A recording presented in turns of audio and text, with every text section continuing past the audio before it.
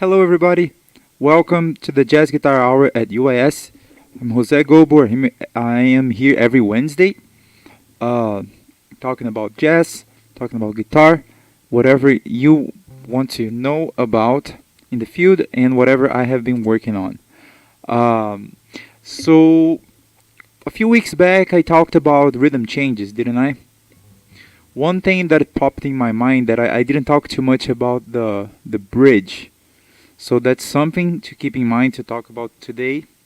And another thing that I had in mind was to talk about the tune Donna Lee, Charlie Parker, to talk about the chord structure of that and how to navigate the changes and all that. So I'm gonna keep those two things in mind and for later. But for now, I'm just gonna play a couple of songs. Yeah. Is that thing clipping? I don't know, kind of quiet here today, so yeah, one more song and then we'll talk.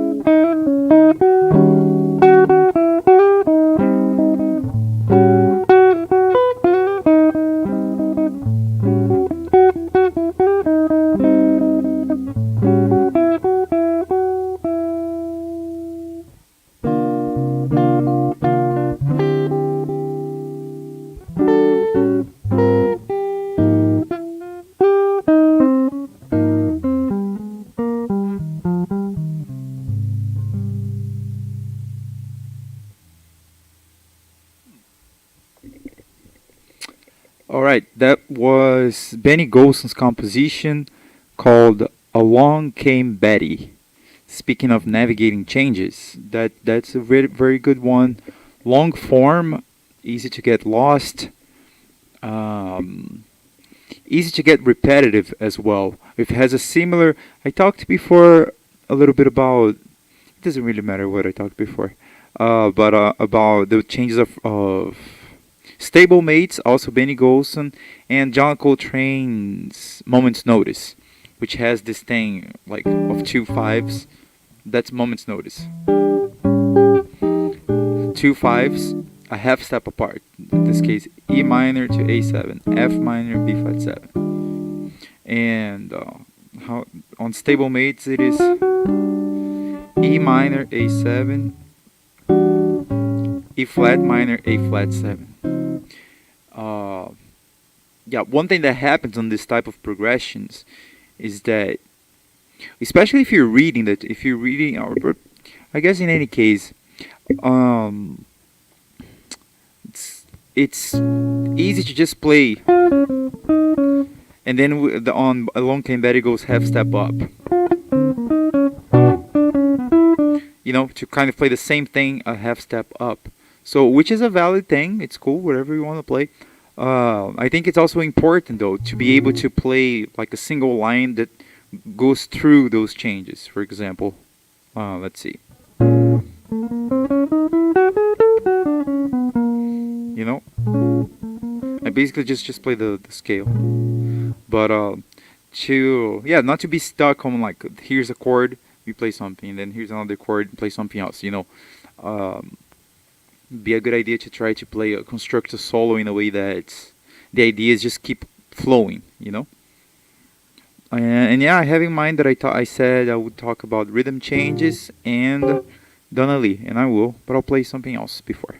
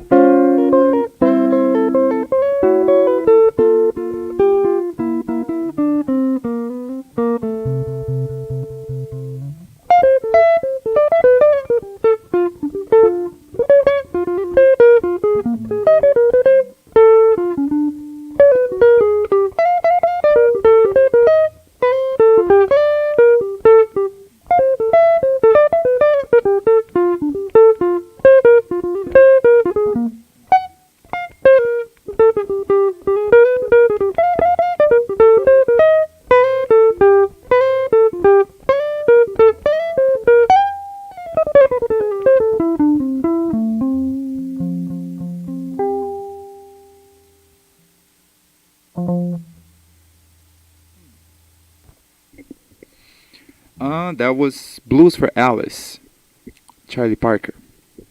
Not for Alice Coltrane. That would be later. Uh, what about it? Not too much, just changes.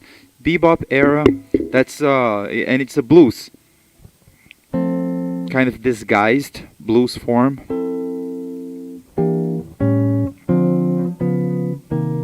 It's a progression that has been used in thousands of songs, more than thousands, millions of songs.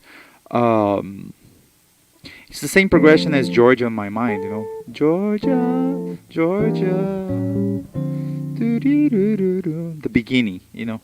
Also, There Will Never Be Another You.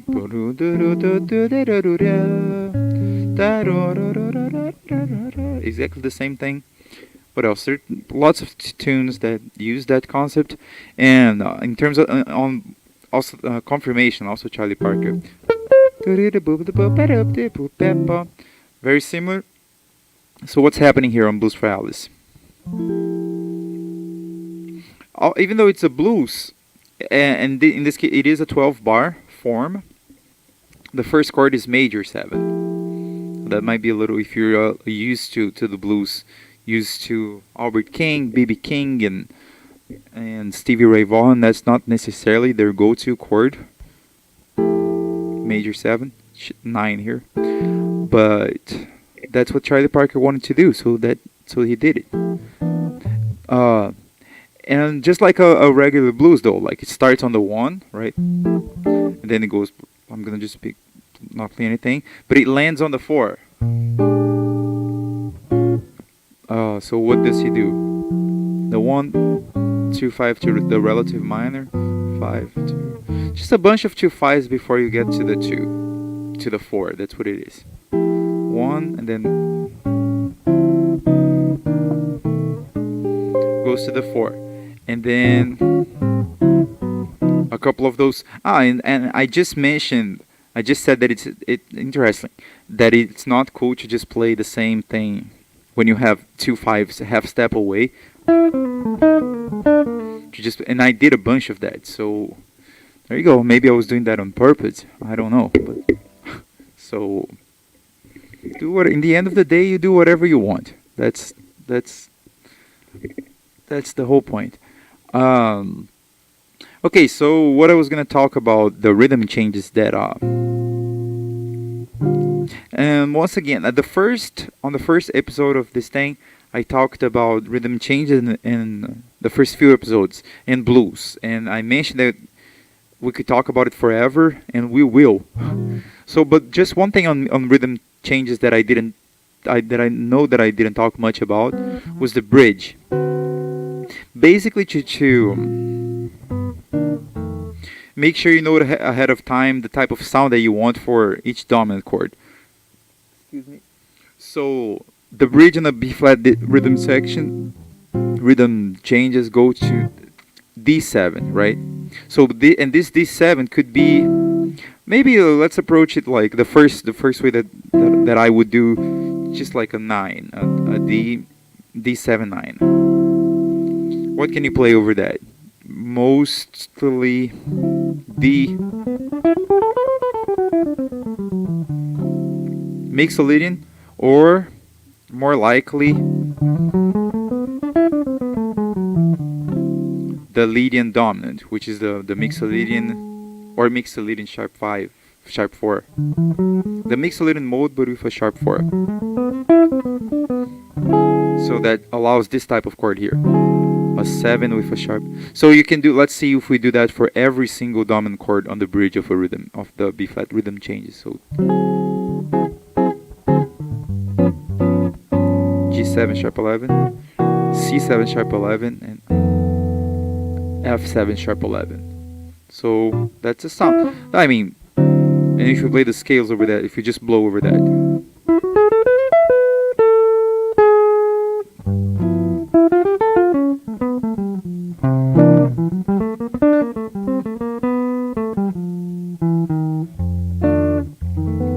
You know? So another option, that's just using the Mixolydian. Once again.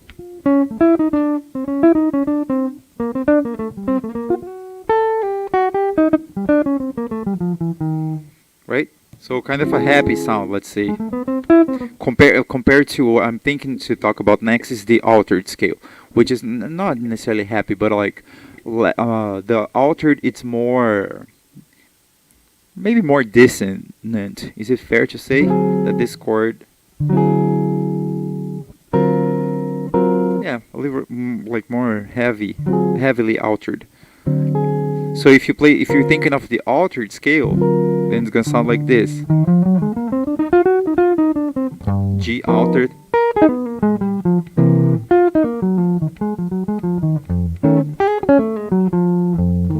Okay, so yeah, this thing here I popped up on a Grant Green solo that a student of mine is analyzing.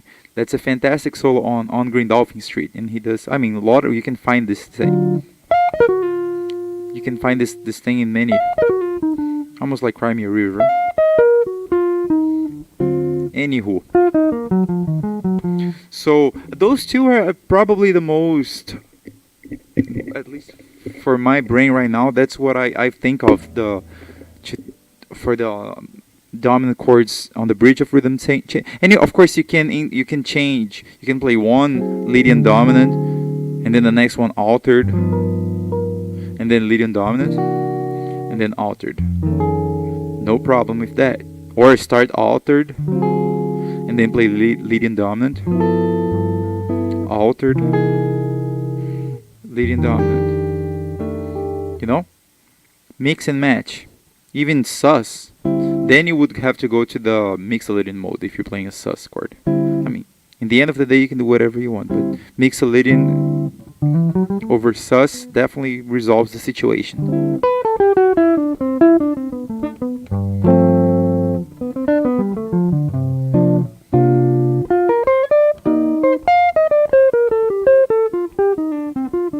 Yeah.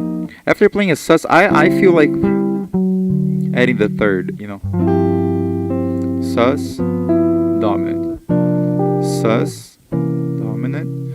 Sus, and a third option that I didn't talk about, but now I am talking about, is the dominant diminished. How about that?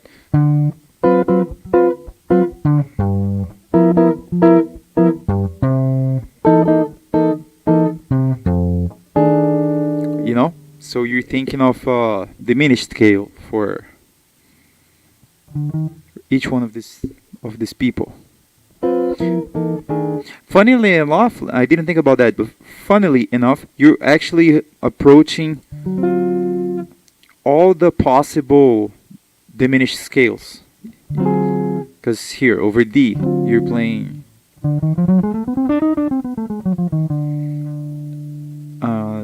E flat diminished scale. Over G, dominant diminished, you're playing.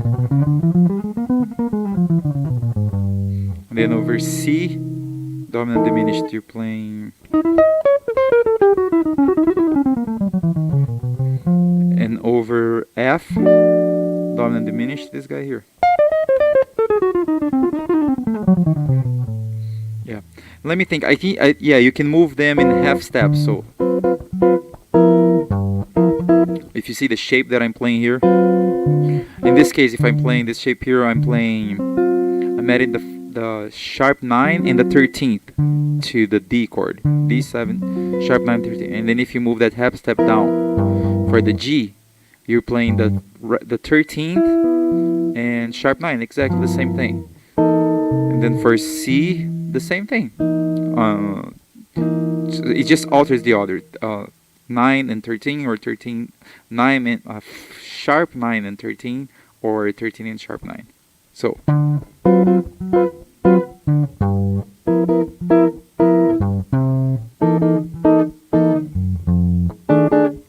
meaning when you get to that situation, you can play I guess now I'm gonna change my mind. What I said 15 minutes ago, that it's not cool to just play the same thing chromatically. Now it is cool. It became cool. Like,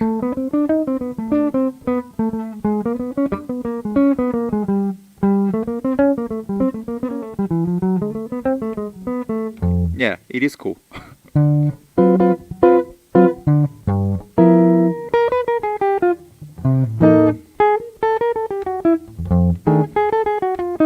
Again.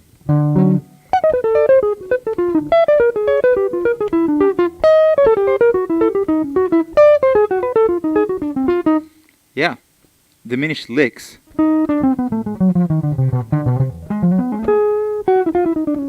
Well, why not?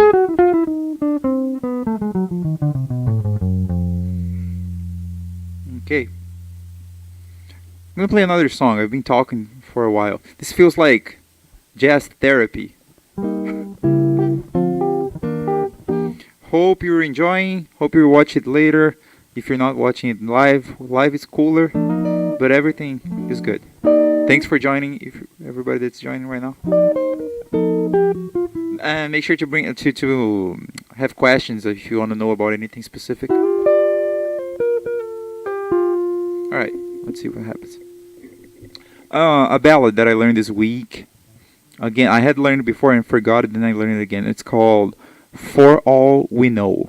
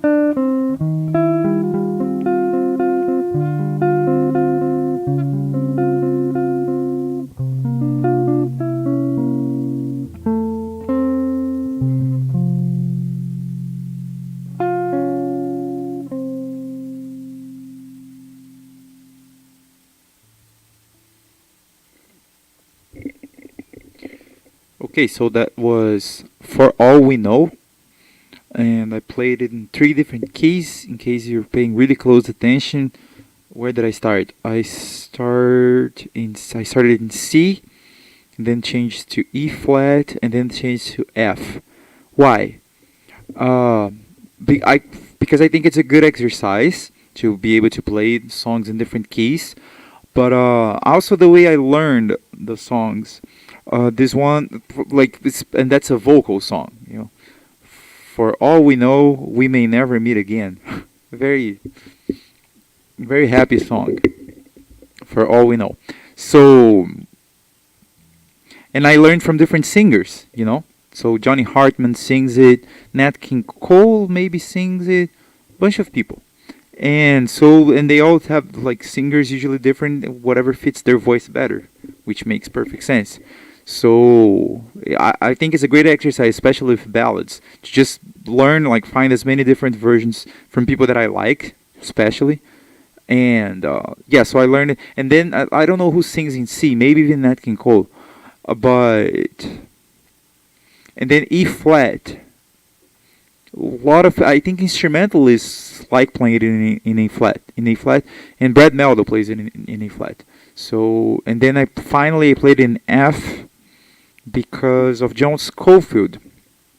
F is probably I mean, from judging for each key has its advantages and disadvantages. But Alpha was the one that, from what I could feel right now, that felt the best. Like that felt where I had the most possibilities here on the guitar. For all I know. And the thing that I wanted to talk on about Donna Lee, I have been already talking on the other songs, about connecting chords and playing different keys. Understanding how the progressions. I mean, and it's not anything crazy. It's not superhuman to be able to transpose a song, especially a song like this. The progression is very simple here in F. For all we know, and then goes to the 2. It's like the Take the A Train progression almost. But the 1 and then the 2 dominant. We may never meet again. Then goes to the 5 and resolves to the 1. For all we know. Then where they go? 2-5 to the 2 minor, and then goes to the 4, to the minor 4. And then that's the way. And then another thing, like all these chords could be like here. After the minor 4, I could go back to the 1, which most people do. But Chet Baker has a nice, and he, instead of going back to the 1, he goes to the 3. Why not? Very similar sound. So after 4, minor 4, we could go to the 3, because the next chord is going to be a diminished.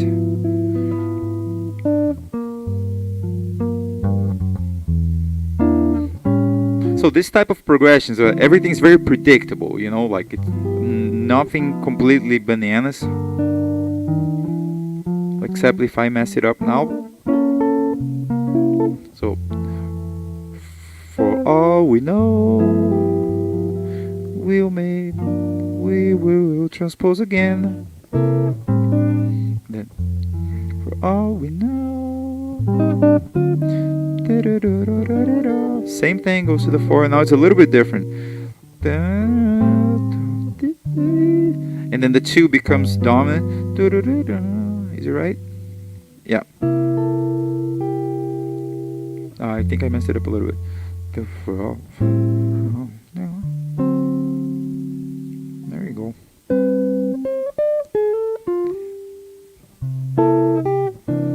And then the ending is just a regular 1-6-2-5-1.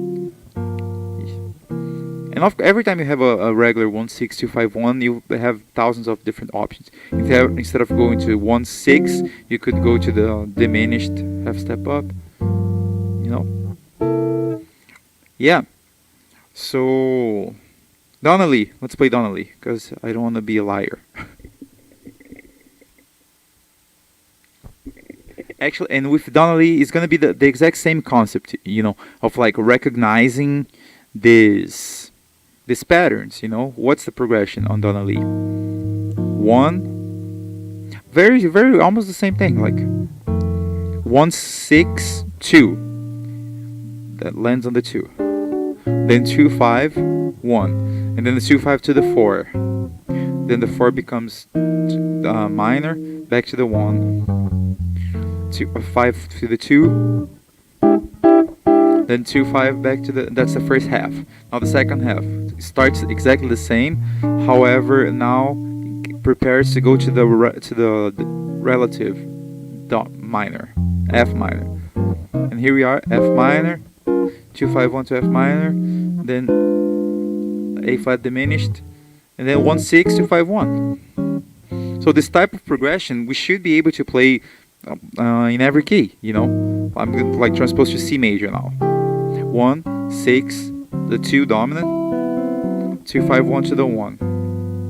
Now 2 5 1 to the 4, which is F in this case, and then F minor, back to the 1, 5 to the 2. Here we go, hang out on the 2, 2 5 1 to the key. We're in C now. C, A7. Now the second half it goes prepares to go to the relative minor, and it does. Then a bunch of 2 5 1s in the relative minor. Not a bunch, just 2. And then diminished 1 6 2 5 1. See, no problem. Half step up. Always the same. 2 2 5 1. 2 5 to the 4. Minor 1 6 2 2 5 to the 1. 1. Same thing as the first. But now prepares to go to the relative minor, and it goes. First 2 5 resolve, second 2 5 resolve, the 1 diminished, and then 1 6 2 5 1. Yeah. Talking gets me tired. I'll play in a couple of keys, and let's see what happens.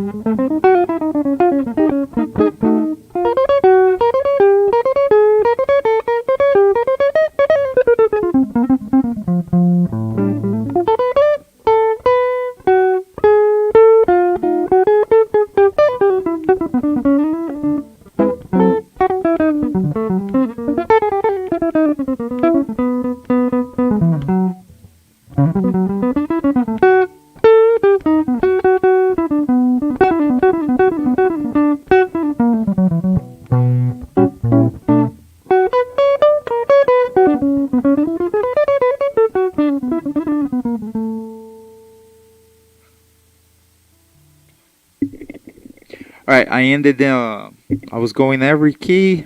Then I got tired.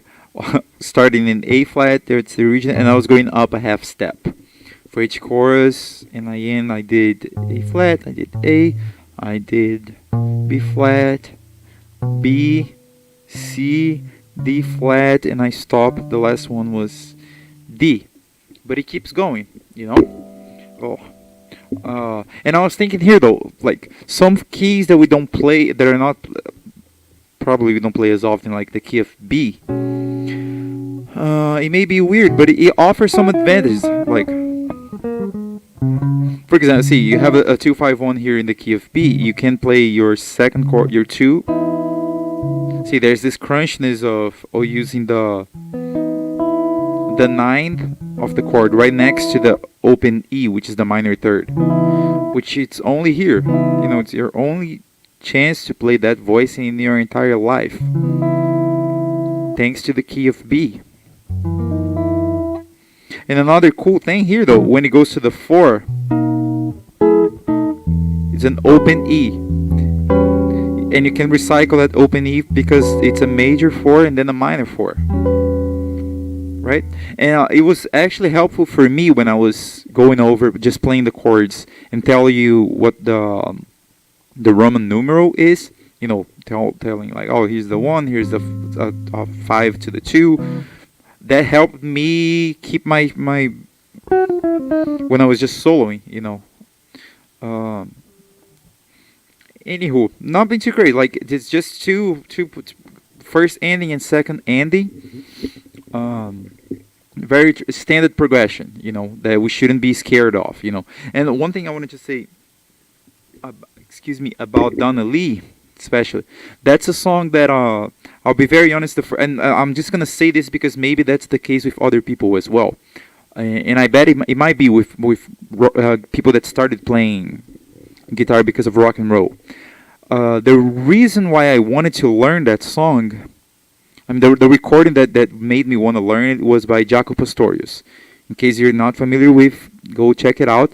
So the way Jaco plays it, it's just percussion. It's Dom Elias on percussion, and Jaco playing the melody. It's a very famous, iconic performance of that song. And there's no accompaniment, right? It's just him playing that thing on the bass.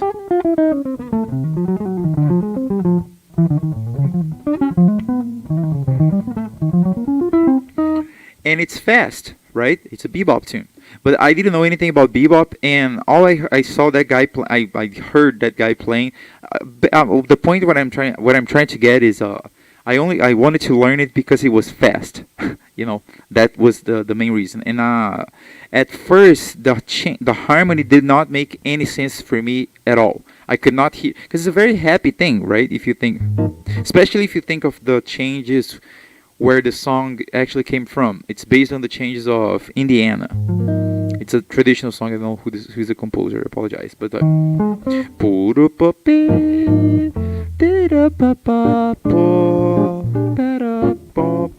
you know, like starts like that. So after, I mean, much later on, I could make the connection and like understand that this thing. You know, I mean, now I already played the melody, the harmony a bunch of times. So if you're following here, you probably already have that kind of happy sound in your mind.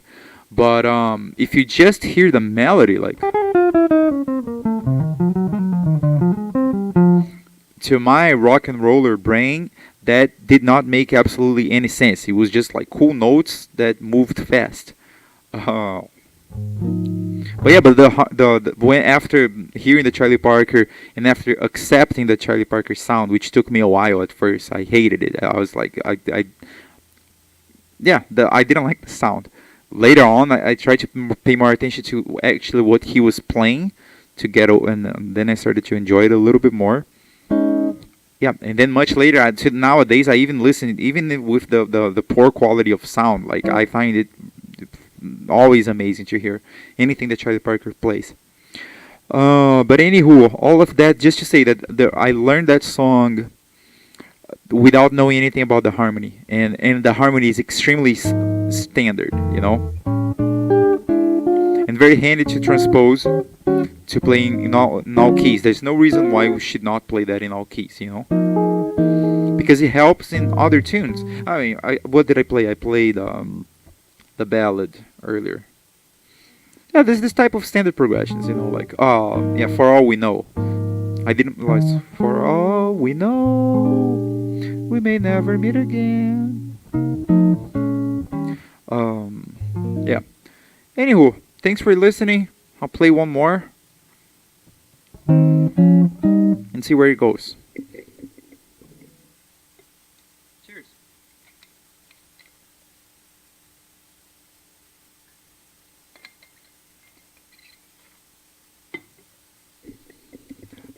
One thing about a pattern that I showed last week. Last week I was talking with a friend, Andy Brown, about two lines moving at the same time, right? And I showed this pattern here. Just basically, not just literally playing the melodic minor scale in two directions. And also, if you start on the 9, it's kind of cool because it ends with a interval of second, major or minor. And just do that thing all over, right? Slowly.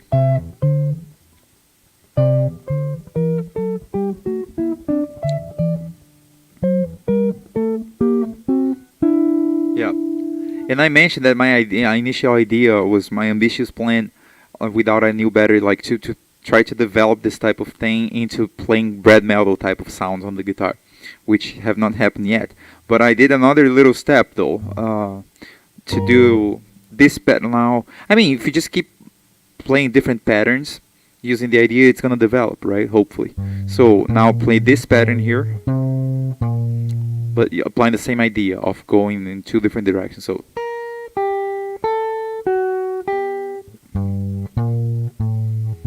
very slow. This. I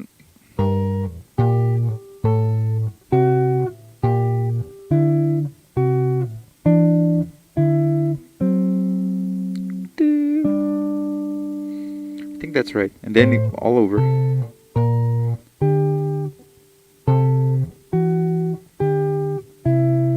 Yeah, then I messed it up. But anyway, this is something that I've been working on. I'm just doing. I'm just showing because to keep showing that I'm keeping my word that I said that I was going to develop that a little bit more. So let's see where it goes.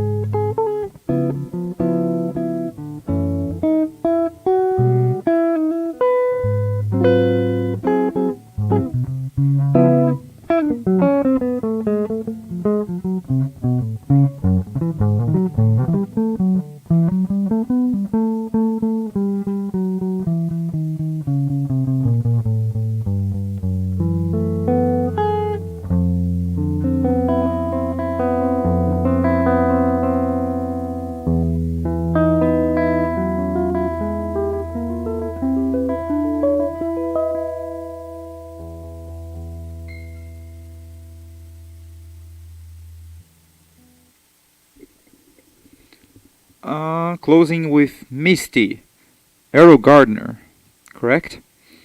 Yeah, and going through a couple of keys as well. You started in D flat. Well, on the real book, it's in the key of E flat. So a lot of people play that in the key of E flat. Ella Fitzgerald starts in B.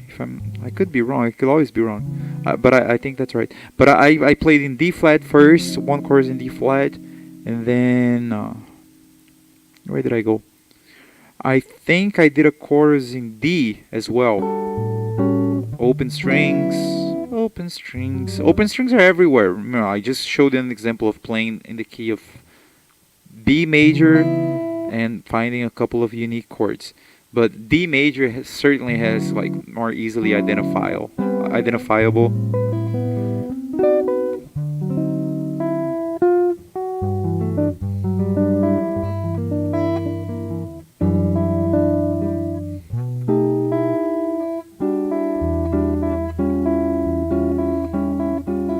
couple of wrong sounding chords. And then after D, of course, the standard key E flat, and then the very last A section I played in the key of E major, because why not? All right, thank you for joining me on this thing. I'll be here next Wednesday. Come rain or come shine, I want to leave here because it looks like there might be rain coming. And yeah, thank you. See you next time.